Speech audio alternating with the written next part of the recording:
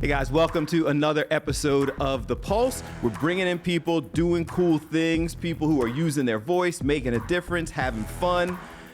And our guest today, you're doing all those things, right? Godfrey joins. What's happening? Obviously, comedy, acting, all the different things. But give us a little bit of your background of how you got here. I think it was college. I just decided to do open mics in Chicago because I went to University of Illinois, Champaign. Was a pre-med psych major, and then Tommy Davidson came to my college actually, and I showed him around campus, and that's why I got inspired. Him, Eddie Murphy, you know. I gave it a shot because in college I felt like, oh yeah, I think I want to do this because I love comedy so much. So I just did it. Once I got back from college, yeah, I said I'm going to start doing open mics in Chicago. So that's how I started, yeah. Those stories are inspiring to me because somebody's like, I'm funny, like, I should go do it, but you do it. Like there's something different about somebody who thinks it and then does it. Yeah, I mean, yeah, that's the only way. You don't know until you try. So, you know what I'm saying? It's like somebody, I guess, you join a track team because you're kind of fast. You're like, I think I'm pretty fast. I'm gonna go join the track team. You know what I mean? And then you'll know until you try it. And if you suck, you know. Right. You know what I mean? You got on the track team, get smoked. You get smoked. You're like, oh, I wasn't as fast as I thought. That probably wasn't for me. Well, sports is a little different than performing because there's people who stink and still keep doing it in comedy. You could tell. Go watch Netflix. Well, just keep it at 100. I mean, it's true. I mean, I know performers that are super, super funny, men and women that are supremely funny, and I go, what is going on? They're not, because their excuse is it's subjective. I'm like, yeah, there's subjectivity, but there's funny and then there isn't funny. Right. And sometimes you get people go, wow, how'd they get a special? That's crazy. Right. I know somebody way funnier than that, you know. But sports is fun. But you're not funny. But sports is funny, is great because when you're not good, they don't let you play. I think that's fair. You know, if you're not watching the Olympics, if you're not good enough, you don't medal. That's fair. So how do we do that with comedy? You just don't pick the people that aren't funny, but some people do. It's just, I don't know. I don't run it. I'm not the gatekeeper. I just observe. I go, what? Really? Wow. I feel like the industry has changed because you don't have to put in the work anymore. Like you Not don't really. have to do the comedy clubs. I think it's when you see like people from Instagram, they get numbers, but you do have to put the work in as far as comedy. You have to show up. You have to do stage time. You can get people quicker now to come and see you, but it doesn't mean that you have the skill. You understand? That's what you can. There's people who have millions of followers that come and say, "Oh, I'm a comedian." They're not, even though they're doing sketches on a phone. But it's not the same as live performing. You still have to. You have to. A live performance. You have to put the work in. You can't skip it. Technology will never help you move faster as far as live performance. It'll just bring people to you quicker. But as far as comedy, it's a skill that you have to put the hours in. It's impossible not to. It's interesting, though, because in that way it relates to journalism or interviews or whatever. And there's a constant conversation that we have because there is no screening process anymore. Like anybody who has a voice and a phone. Or numbers. Yeah. Because all they care about is numbers. Everything is about numbers. This is about numbers. News is about numbers. It's all about numbers. It's all about revenue. No one cares about anything else. It's all about money. It's always been about money. So is that for somebody who puts in the work? Yeah. Is that frustrating to someone like, I've asked several people who had to put in the work. Cedric the Entertainer was talking about putting in the work. DC Curry was here and was talking about DC. How his first couple performances, he drank more than he earned. And at the end of the night, he owed them money. Yeah, it was, they used to, you didn't get paid and stuff like that. My thing is not about, like I said, not about people getting paid or anything. It's just work ethic. It doesn't matter whether you're $1 billion comedian or whether you're a $100 comedian. You have to go on stage. If there's a shortcut, I would have taken it. But there is none. My shortcut was I moved to New York and I do 40 shows a week. That's the fastest I could get good at. That's what I did. You had 40 shows? Yeah, me, Bill Burr, Patrice O'Neal, all of us. We're doing like 30 to 40 a week. That's how you get good. That's how you get good. That's the fastest I could go. I hope you're not doing 30, 40 shows a week. No. But you're still touring now. Touring is that great. Still matters to you. Yeah, touring, you make money touring. But that's what all musicians are doing now. It's touring. It's not the streaming. I don't know anything. I'm a music head, but as far as the business is terrible for musicians. Oh, yeah. They're streaming a cent per stream. It's like really horrible. Yeah. They have to go on tour. That's why a lot of old school guys are doing tours again. Everybody's coming back because that's how you make money. And thank God for comedy. You know, we've always been touring. It's never, comedy is mostly a live thing just in general. So, you know, so there's hundreds of comedy clubs everywhere, nationally, internationally. So yeah, you tour live because that's what comedy is. It's a live thing. It's not going backwards. Oh, you still tour? Yeah, that's normal. That's what you're supposed to do. That's right. It's like a ball player. You go play live. Still that's how you do it. You don't. You know what I'm saying? Yeah. So when for you did you feel like, okay, I've made it. I'm a professional. I'm doing this. Made it when you can say when you first get paid, but there's levels. When you've made it, it depends. Like made it as far as getting on a TV show, or I know comedians that never did TV and they're multimillionaires. So, you know, there's corporate comedians. There's comedians who do the religious circuit. They don't. You know, there's clean comedians. You got comics that do conventions. There's cruises. So there's so many. People think if you're not specific comedians that you see on TV, you're not doing well. I know dudes that are multi-millionaires. They don't care about TV. They don't care about the movie. They just love doing comedy. There's people who just go overseas. They do international comedy. You know, they're in the UK. I know guys that are huge in the UK now. So some guys that have moved to Australia, they're huge there. So it varies. I think you make it. Your success is different than other people's, you know? People are automatically think, well, you're not in movies, so you're not successful. That's not true. There's comedians that are just writers. They just write, and they're behind the scenes. There's some that direct. You know, there's so many levels, so. I don't think most of us understand that with comedians, with musicians. Like we've sat down with performers who were already multimillionaires because they were writing, they were producing, but you didn't know their name till they did a song. Right. I think Neo, is somebody who was already a huge success. Always writing. He was writing like Missy Elliott was writing songs before she got big. So yeah, people say if you're not the immediate super famous person, they go, oh, he or she can't be doing well. Not true. There's college circuits. People do college circuits, make lots of money doing college circuits. So I think that your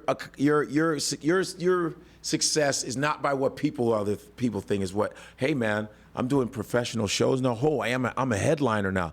There's different levels to success because it's not easy to be a headliner. Not everybody gets to go around to different comedy clubs, you know. And some people are middle acts, and they're like, "Oh, I get to open up for these people." So there's different levels of success, you know. I think when you're making a living without doing a regular job, I think that's a successful comedian. That's what I think. Coming up next, he still believes that laughter, sometimes it has to be the best medicine. I would love to go on stage and I talk about race and people say, hey, we're not racist anymore. That's an old joke. Hating people because they look different than you is still around. What's up with comedy and comedians almost going down the rap battle route? The OGs were like, listen, this is it's a group. We've got each other's back. We want to pull other people along. At least that's what they said. Right. Then the Cat Williams and the Club Shay Shay stuff goes out there, and that blows up. Yeah. And then it almost feels like there's this comedian battle thing that has become the norm now. It's just a few people. Most comedians go about their business, I think. Cat Williams just kind of, blew up. No one expected him to do that, and that became the highest interview in YouTube history. I don't think every comedian's not battling. That's not true. Yeah, most comedians are minding their business, doing whatever. But I think amongst African American, we tend to blab our business out a little too much. You don't really hear hear non-black comedians having battles. It's just we're just more vocal about stuff. Like this person ain't funny, this person can't read. I mean, it's just, I think it's just one of those incidents. But most of the times, everybody's going about their business.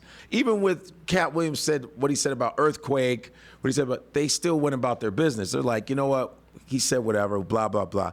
Cedric went about his business. Earthquake going about their business, Right. So, I'm still on tour. You can catch me at. No, yeah, it's not affecting me. It actually helps me. You are on tour. This is still the grind you love. Yeah, and I don't want to call it a grind per se because I'm doing well, No, I am. I've earned it. 25 plus years. Yeah.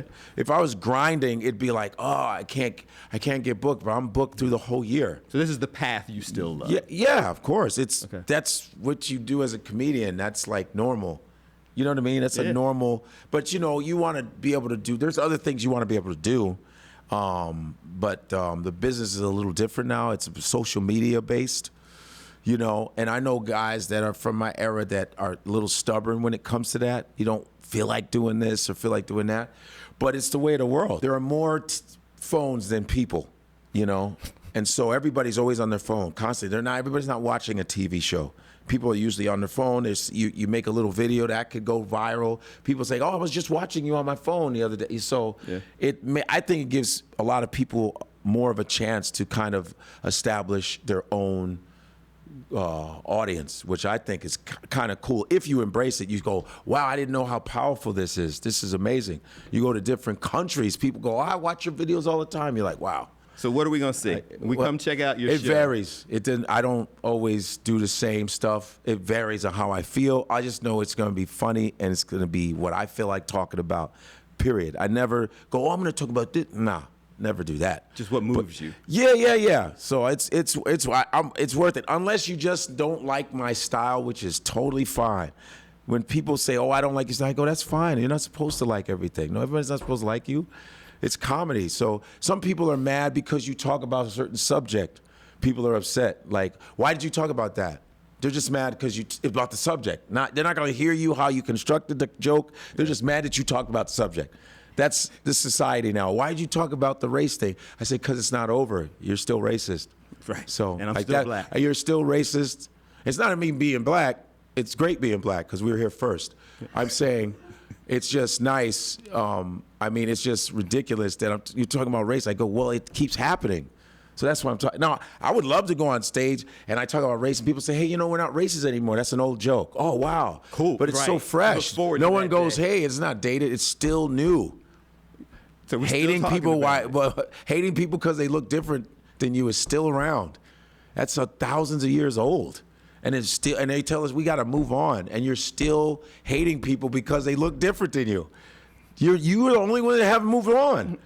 Right. Everybody else that looks different is moving on, except the people that are mad that you look different than them. And then those same people say, why is it always about race? I go, no, you tell me. You tell me, how come you can't live in this society? You can't act. You just be normal. Just treat people. That's it. But right. You have a problem with people looking different than you still. Coming up, his candid thoughts on the growing number of people doing podcasts. Everybody has a podcast now. Like a lot of people that shouldn't be doing podcasts. And I'm not saying I'm the greatest, but a lot of people that shouldn't be doing podcasts are doing podcasts. And I blame Amazon. Yeah, and Godfrey, we trust Gas Digital Network. Yes. You enjoying doing that? Oh, I love it. It's for comedians, it's great because it's free speech. It's better than XM, like the Joe Rogan, what he's done with podcasting. Rogan, Tom Segura, Club Shay Shay. You got even Charlemagne the God, his podcast, and Joe Budden. So it's freedom of speech. That's all we want is freedom of speech. Being able to say what you want, express yourself. And if you don't like the podcast, you can go listen to another one.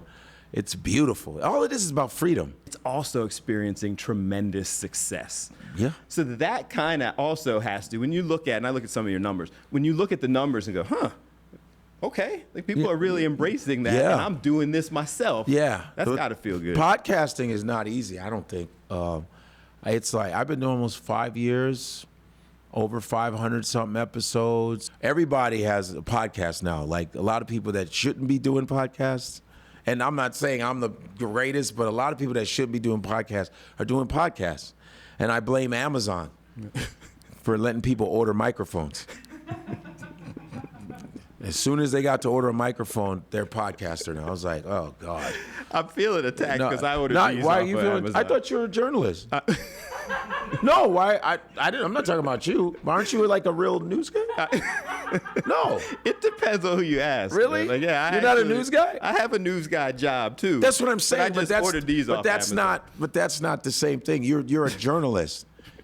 You're in the game. I'm talking about. I'm talking about people that have nothing to do with it. I'm just talking. Hey, look, I'm just talking smack. Yeah. What's next? Continuing the tour. Continuing to do that. Podcast? Getting to film work, would be nice. Yeah, just constantly. I do animation stuff. I do animation voiceover for different stuff too. That's been going pretty good. So yeah, just continuous good work, man.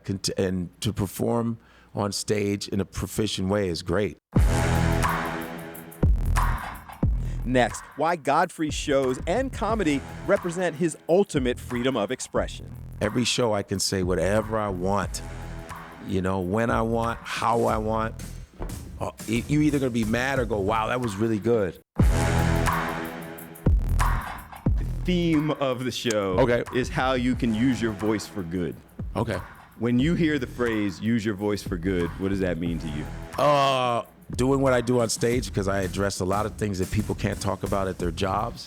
You speak for the voiceless. People in corporate America, they don't get to really say what they want to say, and then they come to my show, they go, man, I'm so happy you said that. Yeah.